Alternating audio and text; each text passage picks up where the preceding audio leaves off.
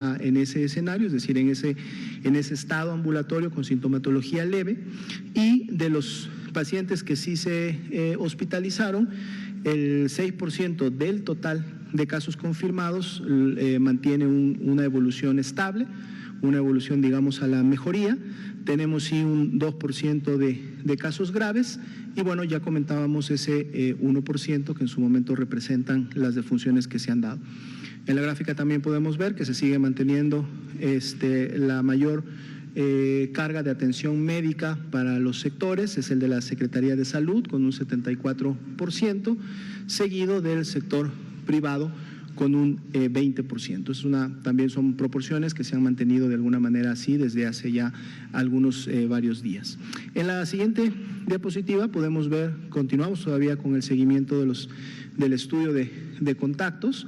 En esta fase de escenario 1, ya en transición a escenario 2, todavía se continúa dando e identificando seguimiento puntual a los contactos de los casos confirmados, porque es a través de este seguimiento que podemos identificar precisamente los casos asociados a importación y en su momento brotes que pueden ser en el entorno familiar de los casos confirmados. La actualización para hoy es que el 11% de los contactos desarrollaron síntomas, lo cual representan 66 contactos, y en 27 de estos la prueba dio positiva para SARS-CoV-2, lo que quiere decir que entonces tenemos 27 casos asociados a importación, lo cual está dentro aún del escenario número 1. Como decimos, ya en transición a lo que va a ser el escenario 2 más adelante.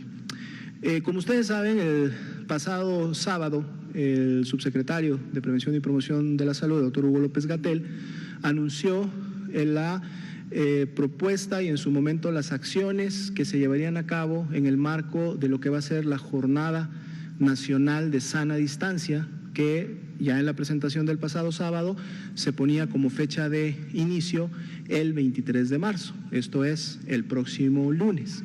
Previamente durante el día y alineado, porque esto es en un plan conjunto, de la mano del secretario de Educación Pública, se anunciaba también que a partir del 23 de marzo iniciaría la suspensión de labores escolares en todos los niveles, como también parte de esta jornada nacional. El día de hoy está con nosotros el doctor Ricardo Cortés Alcalá, director general de Promoción de la Salud, y precisamente queremos utilizar un buen espacio, tiempo de esta conferencia para que el doctor presente las puntualidades, las acciones y todo lo que enmarca o va a ser la Jornada Nacional de Sana Distancia 2020. Doctor Cortés. Muchas gracias, doctor Alomía. Muchas gracias a todos y todas por venir. Gracias a todos los que están en casa viéndonos e informándose, en donde las noticias no son falsas. Vamos a hablar de la Jornada Nacional de Sana Distancia. ¿Qué significa esto? Significa el tener medidas sociales, medidas de distanciamiento social, diferentes medidas de distanciamiento social, para reducir la velocidad en la que se propaga el virus y poder tener una curva epidémica lo más plana posible. Hemos definido, y esto no está escrito en piedra, 7 ahorita componentes de esta jornada nacional, que como ya lo comentó el doctor Alomía, comienza a partir del próximo lunes y concluye al final de la semana de Pascua, para, si todos y todas hacemos lo que nos corresponde como sociedad y nosotros como gobierno, podremos empezar a retornar a la normalidad a partir del lunes 20 de abril. Los 7 componentes, como los pueden ver en la presentación, en su pantalla de televisión o de computadora o de celular. El primero es la definición de los espacios públicos, social, personal e íntimo. ¿Qué significa? ¿Cómo se definen? El incremento de las medidas básicas de prevención, la suspensión temporal de actividades escolares, la suspensión temporal de actividades no esenciales, el repliegue familiar en casa, la reprogramación de eventos de concentración masiva y, como lo hemos puesto con mucho énfasis, la protección y el cuidado de las personas adultas mayores. Vamos a empezar a revisar algunos de estos componentes. La siguiente, por favor. ¿Cómo es que definimos nuestro espacio? El espacio íntimo es aquel que nosotros tenemos en nuestro alrededor, es nosotros, nada más, ¿sí? El espacio personal es un radio de medio metro alrededor de nosotros, de nuestro punto que tenemos, de nuestro espacio íntimo. El espacio social es 1,5 metros y el espacio público es alrededor de 3,5 metros. La siguiente, por favor. Para poder explicar mejor esto y para podérselo explicar también a los niños, presentamos a un personaje, a la heroína Susana Distancia. Susana Distancia nos enseña cuál es nuestro espacio, cuál es la sana distancia que debemos de tener.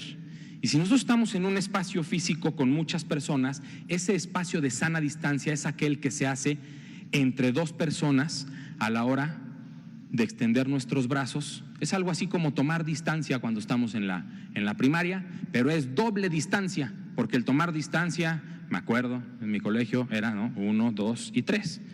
Bueno, este es así, pero con otra persona de lado, para poder tener este 1,5 metros de distancia. La siguiente, por favor. Entonces, estas medidas de sana distancia, como lo expliqué, son medidas sociales para disminuir el riesgo de propagación de enfermedades transmisibles, en este caso el virus SARS-CoV-2, la enfermedad COVID-19, y se sugieren distancias de entre 1,5 metros, 1,80 y básicamente 2,5 metros, en donde ya está el que está enfrente de nosotros, ya está prácticamente en el espacio público si está a más de 2,5 metros. Entonces, como les explicaba, aquí está Susana Distancia y 2 personas más explicando exactamente lo que es este 1,5 metros. La siguiente, por favor. 3 medidas básicas de higiene que no se nos deben de olvidar, que hemos estado señalando constantemente: el lavado frecuente de manos, el estornudo de etiqueta, la etiqueta respiratoria, toser y estornudar con dentro de nuestro ángulo interno del codo, así, exactamente, y la recuperación en casa. Si uno está enfermo, no hay que salir y hay que recuperarse en casa, a menos que haya un cuadro más grave que amerite de una intervención médica especializada en hospital, y entonces se acudiría al hospital a recibir esa atención. La siguiente, por favor.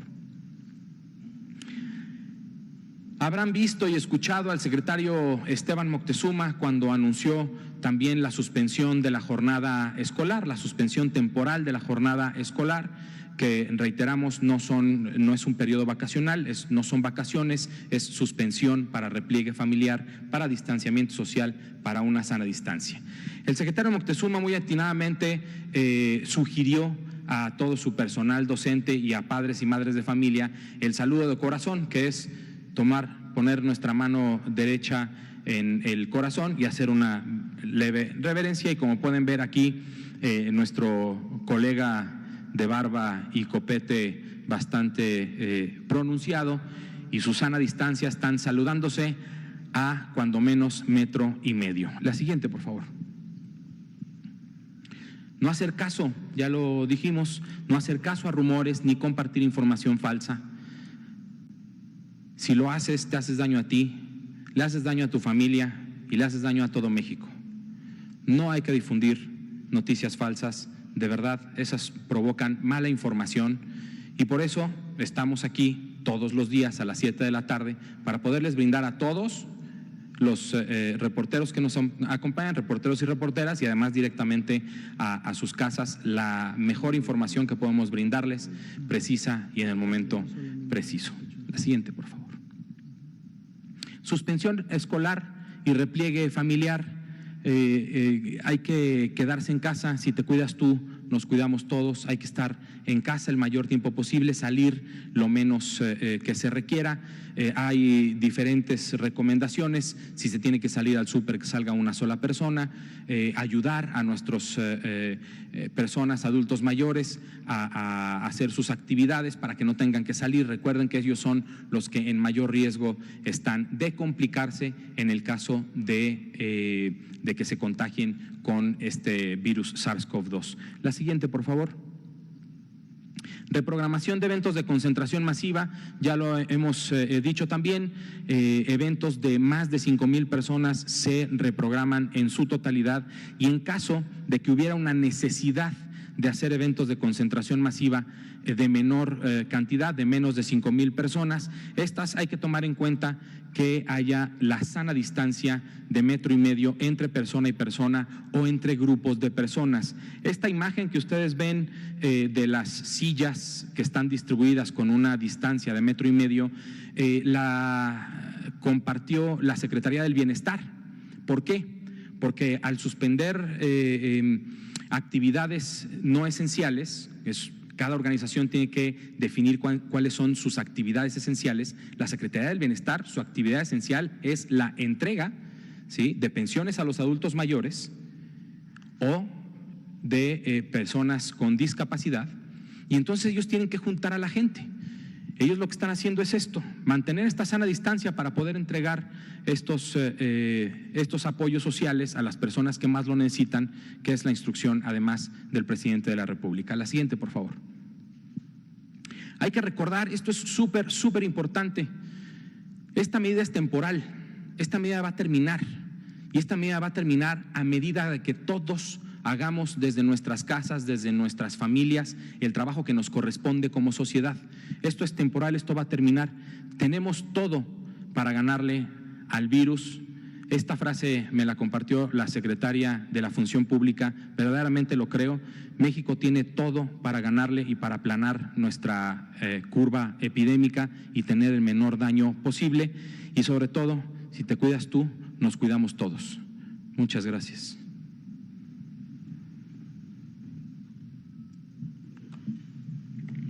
Bien, damos tiempo, entonces damos espacio para preguntas y respuestas. Empezamos uno aquí con el compañero, ahorita vamos para acá. Buenas tardes, Paul Velázquez, de Ni Uno Más, Ni Un Corrupto Más en Gobierno. Dos preguntas.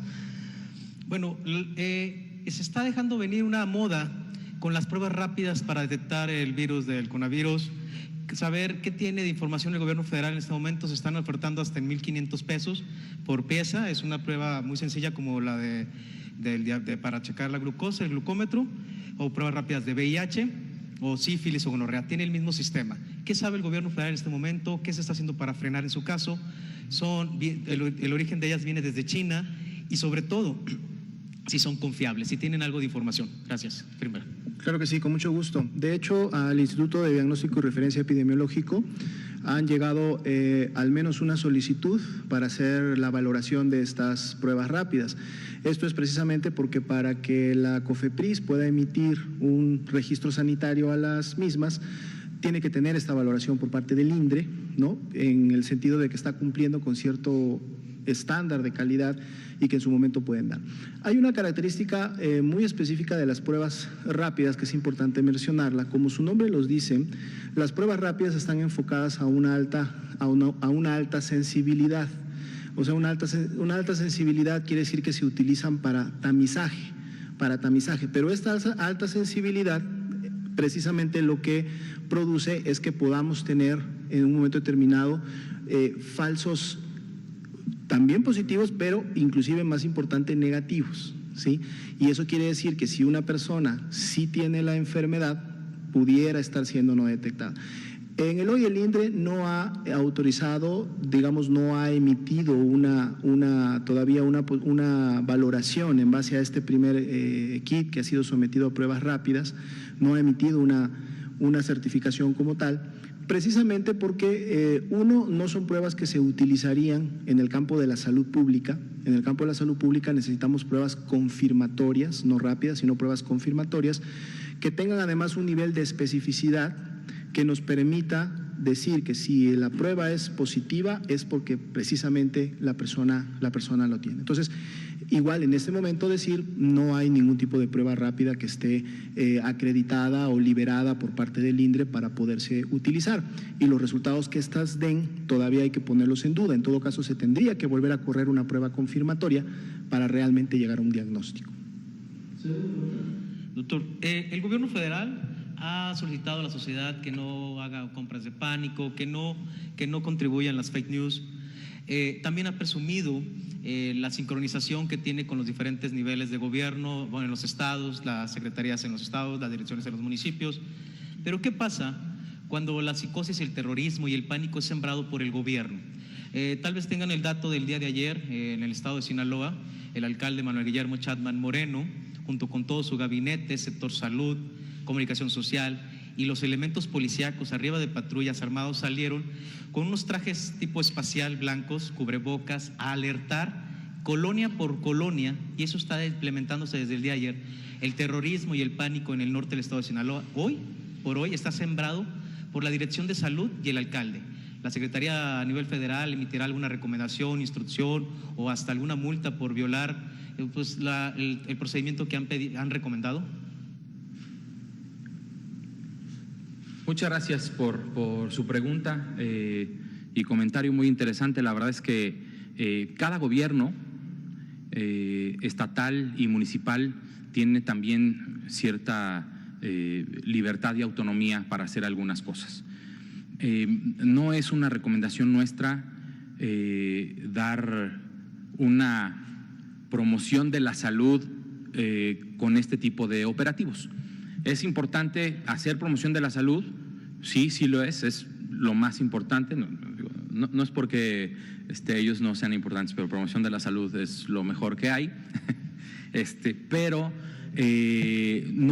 a veces las formas no son las mejores. En este caso, con este dispositivo que se implementó en dicho municipio, pues nosotros lo que le recomendaremos tanto a la Secretaría de Salud del gobierno de Sinaloa como a los alcaldes a través de la Red Mexicana de Municipios por la Salud es que eviten este tipo de operativos, que entreguen la información de forma correcta y tranquila. No hay por qué crear ningún tipo de pánico, y yo lo que le recomiendo a la gente, que si ahorita nos está viendo gente de Sinaloa, que se meta a nuestra página web www.gov.mx/coronavirus, en donde ahí van a encontrar la información más precisa, en donde inclusive van a encontrar un botón de contacto en donde va a desplegar los números de teléfono de cada uno de los 32 estados de esta república para que puedan solicitar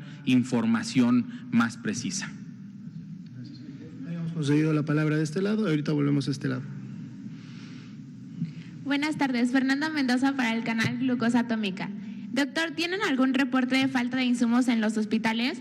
Le pregunto porque he constatado en diferentes hospitales que mencionan que hay falta de guantes, cubrebocas, gel antibacterial, gogles, en general insumos para protección, sin ánimo de atacar ni generar polémica, ya que este material ha faltado desde el sexenio pasado. ¿Qué acciones van a tomar para que no falte este material ahora que todavía estamos en la fase 1? Y por otro lado, se corroboró también que hay un paciente confirmado positivo donde el aislamiento no fue el correcto. Doctores y enfermeras tuvieron contacto con él. ¿Cómo van a proteger al sector salud y cómo se van a aislar a los casos confirmados positivos? Bien, gracias por la pregunta. Yo creo que es muy importante. El personal de salud ante una emergencia infecciosa y que se transmite, y más si es un virus respiratorio que se transmite por gotitas, por vía respiratoria, es fundamental que el personal de salud cuente con el equipo de protección personal. Recientemente, a través del INSABI, se hizo una compra suficiente para encarar el primer escenario y parte del segundo escenario, yo diría, o el segundo escenario inclusive, para proteger al personal de salud y también para proteger a otros pacientes de que hay infección. Habría que ver específicamente en cuál de los centros o en cuál hospital se dice que ha hecho falta. Habría que atenderlo, evidentemente. Aunque sabemos bien que los hospitales, al menos en Ciudad de México, el Estado de México, ya sabemos perfectamente en cuáles hospitales están atendiendo a los pacientes graves. Yo voy a aprovechar aquí para insistir en el punto. Los hospitales de tercer nivel de atención se definen porque hay personal altamente especializado para atender los casos más graves y con tecnología sofisticada, altamente sofisticada. No es cualquier cosa.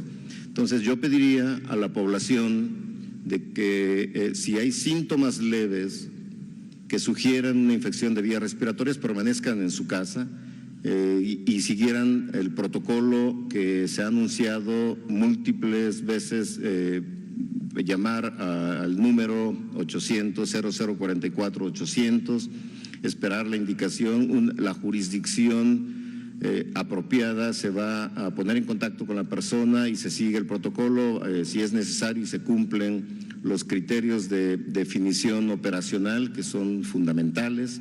Se haría una brigada, tomaría la muestra y lo llevaría al laboratorio apropiado.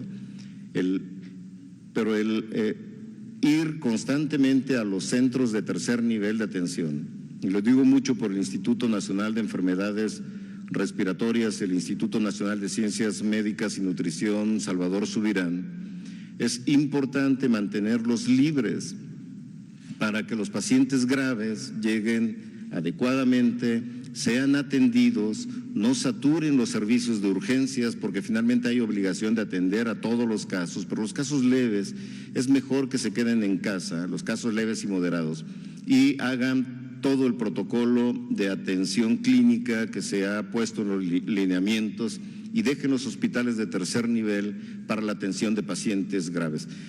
El personal médico y de enfermería de los Institutos Nacionales de Salud o del Hospital General de México, el Hospital Juárez de México, que serán los 4 hospitales primeros que atenderán los casos graves de COVID-19, agradecerán siempre que se les respete esta parte para que los pacientes que deben ser atendidos ahí sean exactamente los que deban ser atendidos por su condición de gravedad.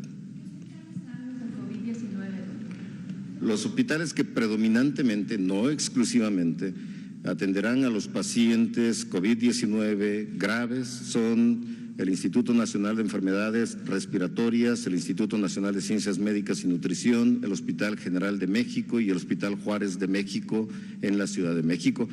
Dije predominantemente, no exclusivamente.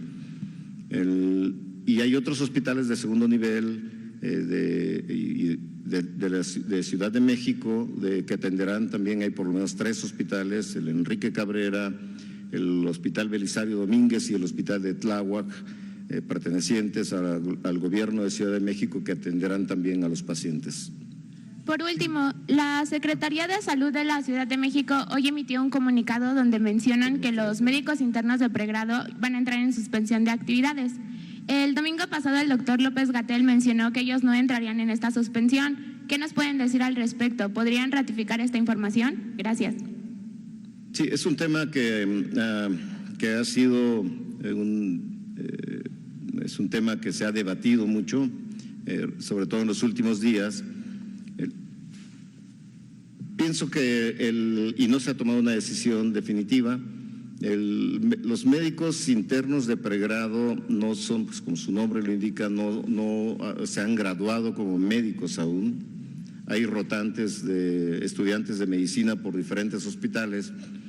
Lo recomendable ahorita es, mientras no se verifique que tengan una capacitación apropiada para usar el equipo de protección personal, que son la careta o los gogles, la mascarilla de alta eficiencia o la mascarilla quirúrgica usada apropiadamente, la bata resistente al agua, las botas. Por tanto, quien no cumpla con la capacitación adecuada, pues sean internos de pregrado o no sean internos de pregrado, pues no pueden atender pacientes con COVID-19. Sabemos bien que el personal de salud va a estar en contacto frecuente con secreciones de pacientes que contienen al virus y por tanto hay que protegerlos al máximo. Y para eso es la adquisición justamente de los equipos de protección personal que fundamentalmente van a estar dispuestos en los hospitales que les he mencionado. Habíamos concedido la palabra ya de este lado y luego regresamos con un caballero de este lado. Doctores, ¿cuánto costaría la atención para los pacientes que lleguen ya graves por COVID-19 en estos hospitales? Y también, ¿cuál es la alternativa que tienen los pacientes que regularmente se atienden en nutrición, por ejemplo, en el Juárez? ¿Cuál es la alternativa a esos pacientes que no tienen enfermedades respiratorias, pero que necesitan la atención médica para no… Es todo un plan ya establecido y que se está ejecutando, se ha ejecutado en gran parte. Lo primero es identificar a estos 4 hospitales que van a atender a los pacientes graves con COVID. En segundo lugar, viene justa la pregunta de usted en el sentido que se va a hacer con los pacientes que normalmente se atendían en esos hospitales. Se han dispuesto también los hospitales e institutos nacionales de salud predominantemente no COVID-19. No quiero clasificarlos con el nombre, yo digo predominante porque finalmente los hospitales van a ver pacientes no exclusivamente COVID, obviamente, pero predominantemente lo que se está proponiendo es que los pacientes, por ejemplo, de cáncer que se encuentren en el INER o en nutrición y que podrían ser blanco de la infección por el SARS coronavirus 2 y que puedan tener la enfermedad COVID y que puedan tener una condición grave, van a ser trasladados al Instituto Nacional de Cancerología. Los pacientes con problemas cardiovasculares pues van a ser transferidos al Instituto Nacional de Cardiología Ignacio Chávez, y así hay modelos dentro de los diferentes hospitales para tratar de distribuir apropiadamente a los enfermos y que tengan el menor riesgo posible de sufrir complicaciones. El costo. El costo, hay un protocolo para estimar el costo de todo lo que equivale a atender a un paciente grave por COVID en los hospitales. El costo exacto no lo podría dar en este momento, quizá lo pueda tener para los siguientes días. Hoy precisamente me dieron algunos estimados, pero se están confirmando las cifras y se están comparando en los diferentes hospitales que atenderán a los pacientes. Una cifra exacta no se la puedo dar en este momento. Ahora, perdón si interrumpo al doctor Rollesterán, pero también es que no querramos pensar o saber cuánto cuesta la atención de una persona. ¿Por qué? Porque una persona es diferente a la de enfrente. A lo mejor esta persona entra al hospital, está 2 días en lo que se estabiliza y se va a su casa a terminar su aislamiento. A lo mejor esta persona está 10 días en terapia intensiva, luego otros 3 fuera y luego sale a su casa. El costo de esta persona que estuvo 2 días hospitalizado versus esta persona que estuvo hasta en terapia intensiva porque así lo requirió es muy distinto. Entonces, podemos, como dice el doctor, hacer un promedio, pero no crean que va a ser esto es lo que cuesta la atención exactamente. Se puede hacer una estimación del costo, digamos, una enfermedad grave, no crítica, debe haber un promedio, un paciente en estado crítico y con un promedio de tiempo de estancia hospitalaria de acuerdo a lo que se ha observado en otros países, es otro costo. Y yo creo que en promedio se podrían dar un caso grave, no crítico, y un caso crítico. Eso yo creo que lo podemos estimar en las siguientes. ¿Todo lo cubriría el Estado? No, esto no debe tener costo para los pacientes hasta mi conocimiento. Por favor. Omar Gómez de Nueva Once Noticias, Baja California Sur. Se ha reportado varios actos de vandalismo, de rapiña y todo lo demás referente al… Estamos en un escenario 1, no sé qué podría pasar en un escenario 2 o 3. Si existe algún protocolo o medidas que hayan tomado como el Comité de Seguridad también que está dentro, pues también la Sedena y la Marina y obviamente la Guardia Nacional. ¿Se va a hacer algo al respecto con estos actos de vandalismo que se están realizando por precisamente aprovechándose de la situación? No sé si en qué momento va a entrar o en qué escenario, o si ya va a haber alguna sanción para los vandales.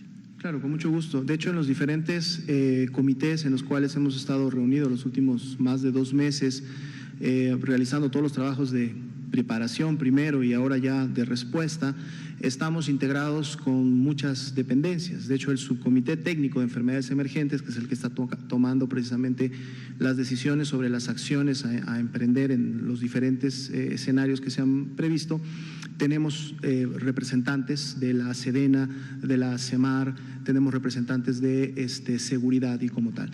Lógicamente, si en su momento son requeridos, claro que a través de esta articulación y de esta coordinación se va a poder llevar a cabo una actividad. Sin embargo, esto también es un escalamiento que no necesariamente está relacionado con los escenarios, sino más bien es un escalamiento que será del orden público, ¿no? Es decir, tenemos municipios que en su momento resguardan el orden público, tenemos el nivel estatal, el nivel federal. Entonces, en la medida de que sea necesario, cada una de las corporaciones y en los diferentes niveles de gobierno tendrá que tomar medidas, así como todos los demás. Nosotros, por ejemplo, en el campo de la salud, estamos precisamente programando y planeando todas las acciones que tenemos que llevar a cabo para poder asegurar la atención médica también en todos los niveles. En el caso de la Secretaría de Salud, tenemos las jurisdicciones sanitarias. Las jurisdicciones sanitarias son las que tienen la interacción directa con los municipios, pero también hay un nivel estatal que precisamente coordina todas estas jurisdicciones y también maneja infraestructura de atención médica en los estados.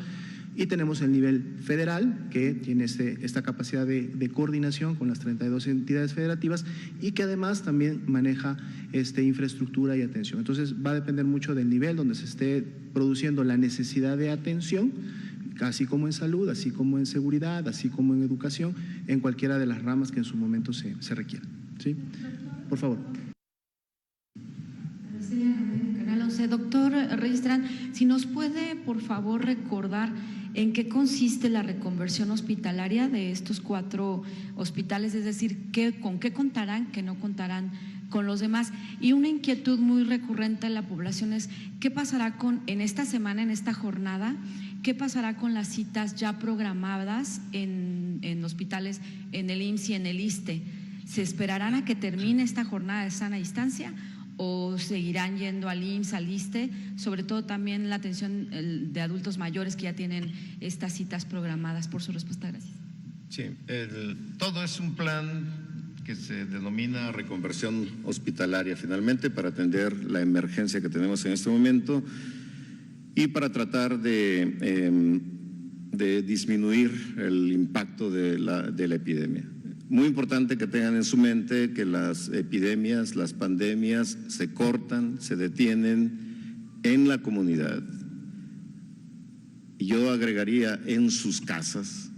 Es muy importante la distancia, muy importante no acercarse a las personas enfermas o con síntomas respiratorios, mantener protegida la población mayor de 60 años de edad siempre, o las personas menores a 60 años, pero que tengan una enfermedad crónica del corazón, de los pulmones, de los riñones o metabólicas como la diabetes, porque son los que más riesgo tienen de cursar con una enfermedad grave. Es muy importante.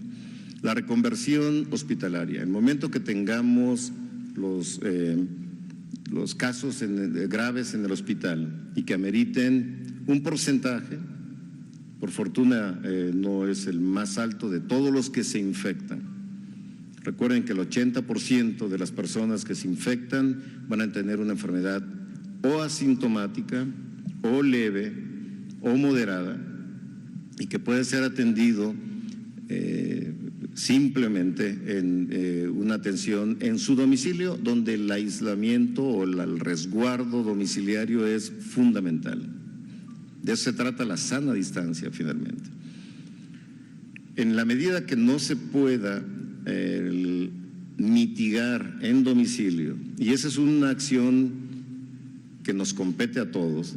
Nosotros como gobierno tenemos una estrategia, y la estrategia la difundimos, pero también es una coparticipación de los medios de comunicación y de la población en general para seguir estas recomendaciones.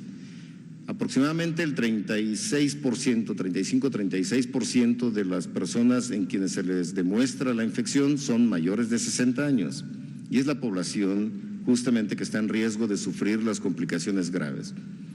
Y la gran cantidad, de los 20 a los 60, 65 años de edad, 70% aproximadamente de las personas que se infectan están en estos grupos de edad.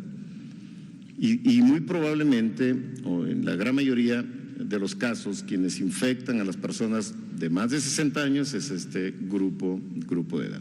Entonces, mitigar la infección en las casas, en la comunidad, es fundamental para no ver las consecuencias más graves de una epidemia, que son, uno, tener los casos críticos que van a requerir de cuidados intensivos, que generalmente en todos los países o en casi todos los países son limitados y que si no mitigamos finalmente van a rebasar a cualquier país y van a rebasar también en México, más en el estado que se ha encontrado el sistema de salud hospitalario lo sabemos perfectamente bien todos, desde hace muchos años.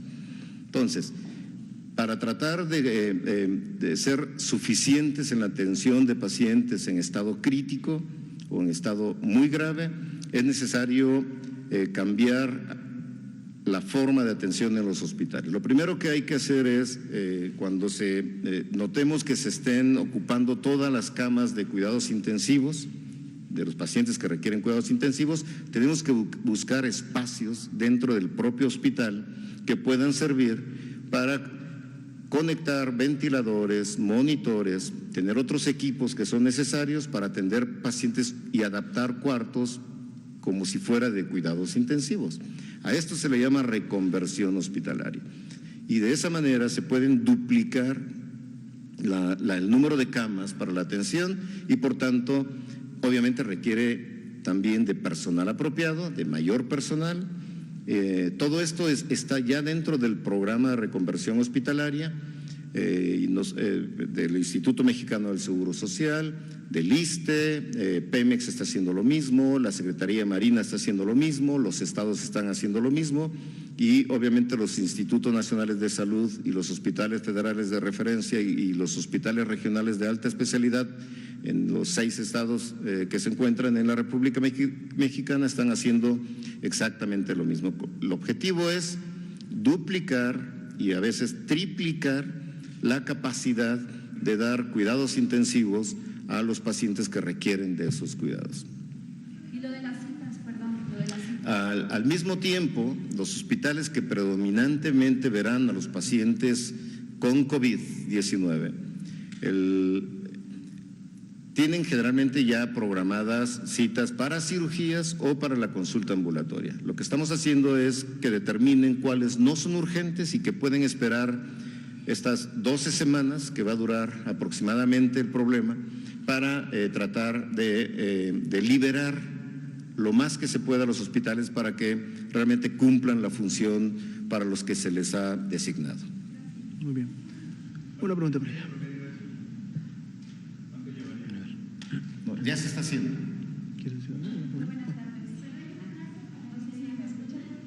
No, está apagado.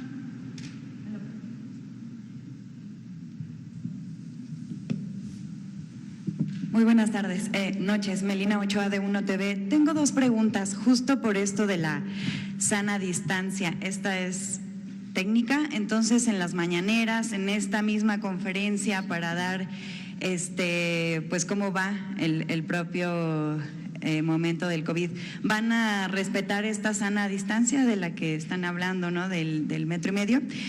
Si se van a cambiar esos protocolos. Y la segunda sería saber hablando ya del camino epidemiológico del COVID-19, el del coronavirus en México, ¿cuándo o en qué mes se podría esperar el pico, la crisis, los miles? ¿Y cuánto tiempo duraría el descenso ya después de este pico? ¿En qué otro mes estaría ya pasando este tiempo del descenso? Si me pudieran decir esto. Gracias. Bueno, empezamos con la sana distancia. Efectivamente, desde que anunciamos la Jornada Nacional de Sana Distancia, yo dije aquí que estaríamos distribuyéndolos a todos en el resto de sillas. No le hacemos más caso a los que están hasta adelante. Les vamos a hacer el mismo caso a los que están hasta adelante que a los que estén hasta atrás. Vamos a que se sienten distribuidamente para poder tener esa sana distancia que hemos definido como al menos los 2 brazos para estar a 1,5 metros.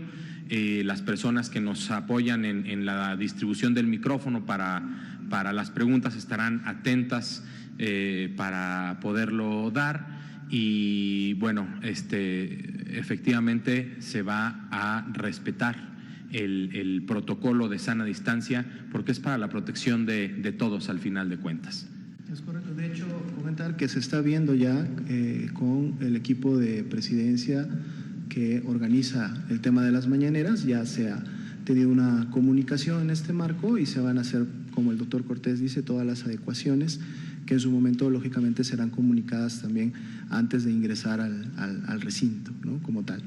En relación a las proyecciones y al modelaje matemático que se ha hecho de cómo sucedería las fases epidémicas en México, a través de los cuales precisamente pudimos definir 3 principales escenarios. El uno en el que nos encontramos ya desde hace 21, 22 días, ¿verdad? Estaba precisamente enmarcado en una proyección de alrededor de los 30 días promedio para el escenario 1 y luego pensando que ya a partir de esa cuarta semana pudiéramos empezar ya a identificar brotes en la comunidad. Brotes, estamos hablando de asociación de personas que se contagian y que en su momento empiezan a diseminar, ¿no?, la infección, precisamente lo que estaría marcando un inicio del escenario 2. Este inicio del escenario 2 todavía tiene una proyección de que va entre 2 y 3 semanas aproximadamente, solamente de escenario 2, lo cual estaríamos sumando a las 4 semanas que ya tendríamos. Y entonces aquí viene un punto muy importante que hay que destacar, porque si bien es cierto el escenario 2 es el inicio de esa curva epidémica ascendente, que una vez también se explicó en esta conferencia, si bien es el inicio, ¿qué tan alta puede ser esa curva? ¿Qué tan rápida? Porque no es lo mismo tener una curva que suba en pocos días, aunque sea alta, a una curva que suba en varios días, aunque igual sea alta, con lo que en su momento pudiera suceder si las medidas y las acciones de sana distancia se pueden llevar a cabo de una manera eficiente. Y esto significa, para poderlas llevar a cabo de una manera eficiente, lógicamente es la comunicación, articulación e implementación de las mismas por parte de las diferentes dependencias federales, los gobiernos estatales, los gobiernos municipales, pero eso es solo una parte. La otra parte que es complementaria y que es muy importante es precisamente la respuesta de la ciudadanía. Necesitamos que el ciudadano, que las familias sigan las instrucciones y las recomendaciones que se van a dar en el tema de sana distancia, porque entonces si llevamos a cabo las acciones en las fechas programadas y con la intensidad adecuada para cada una de ellas, precisamente este pico epidémico, que pudiéramos verlo en las siguientes 2 a 3 semanas después de que inició o terminó el escenario 2, lo podríamos disminuir y además de disminuir, a lo mejor alargarlo en el tiempo. Esa es una curva, digamos, deseada, más que esperada, es deseada, y es la que precisamente se quiere lograr con las actividades de sana distancia. No importa tanto que el tiempo se prolongue, yendo al tema de los tiempos, que en vez de ser 2 o 3 semanas para una y ser 4 semanas para la fase epidémica, pudiéramos tener muchas más semanas de uno, muchas más semanas de la otra, siempre y cuando la curva fuera más plana, ¿sí? Lo cual permitiría que el Sistema Nacional de Salud, los hospitales y las unidades pudieran estar brindando una atención más dispersa, digamos, o sea, menos cargada, lo cual entonces ayudaría o aseguraría que todas las personas pudieran acceder, independientemente de su estado clínico, pero sobre todo aquellas que pudieran ser casos graves, pudieran acceder siempre a una cama disponible con todo lo necesario para poderlas atender. ¿Un mes en el que se espere este modelaje, estos modelajes que ya tienen? ¿Hay algún mes que se espere el pico y después que... La mayor carga de la enfermedad la estaríamos esperando a fines de abril, principios de mayo, ¿sí? Pero, reitero, en función de cómo realmente se apliquen y de manera conjunta las medidas de sana distancia, estos tiempos pudieran tranquilamente moverse, pero en un movimiento que fuera más beneficioso y útil para todos, tanto para el Sistema Nacional de Salud como para los ciudadanos que necesitarían demandarlo. Bien, nos dicen que nos alcanza para una pregunta más, entonces nos vamos de este lado con el compañero.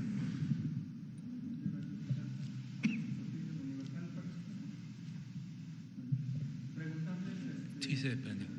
Preguntarles el tema que decían del INSABI, que habían realizado una compra, no sé si nos pudieran dar más detalles y si nos pudieran decir si esta era la compra consolidada de la cual pues se venía hablando, cuánto se gastó, cuántos insumos se compraron, si se compraron para la primera fase o ya contemplando la segunda fase, no sé si nos pueden dar más datos. ¿Y cuántos equipos de protección se compraron? ¿Y cuándo se hizo la compra, por favor? Comentar, precisamente el INSABI ha estado trabajando como un actor importante, como una fuente de financiamiento importante precisamente para la cobertura de la atención médica en salud para la población mexicana.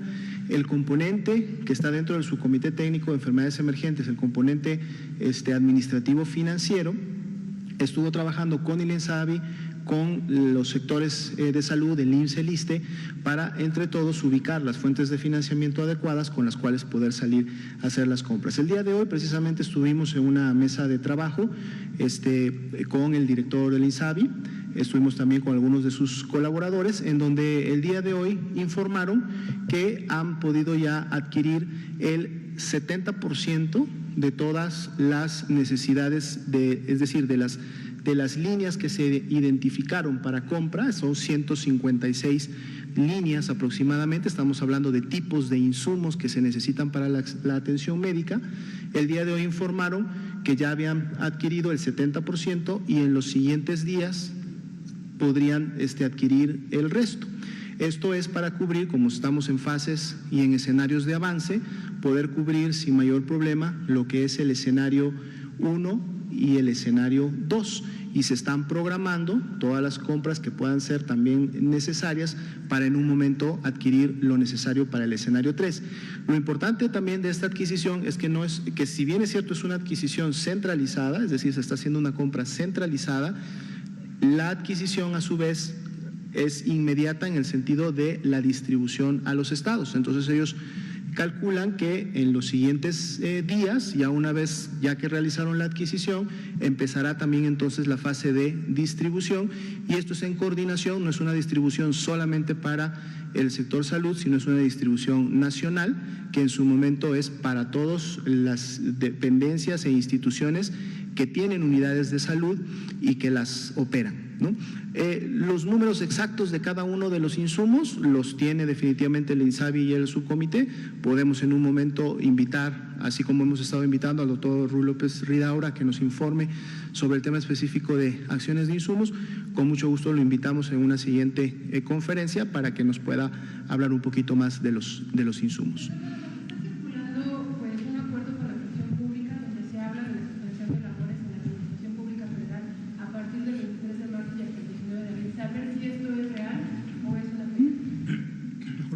Gracias. En el marco de la Jornada Nacional de Sana Distancia, estamos planteando que las instituciones públicas, sociales y privadas revisen cuáles son sus actividades esenciales y no esenciales.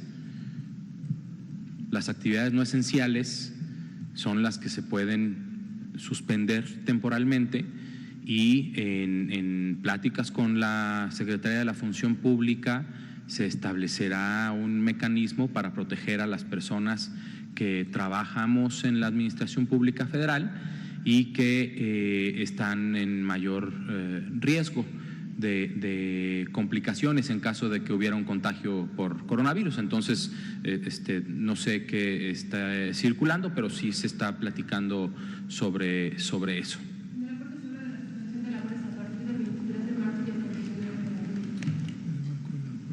Tendría que estar, si se fijan, es la misma fecha de la jornada. Tendremos que revisar exactamente qué es lo que dice el acuerdo y bajo qué circunstancias se realizó en caso. Mañana. Bien, muchas gracias. Muy buenas noches con todos. Seguimos mañana con las conferencias.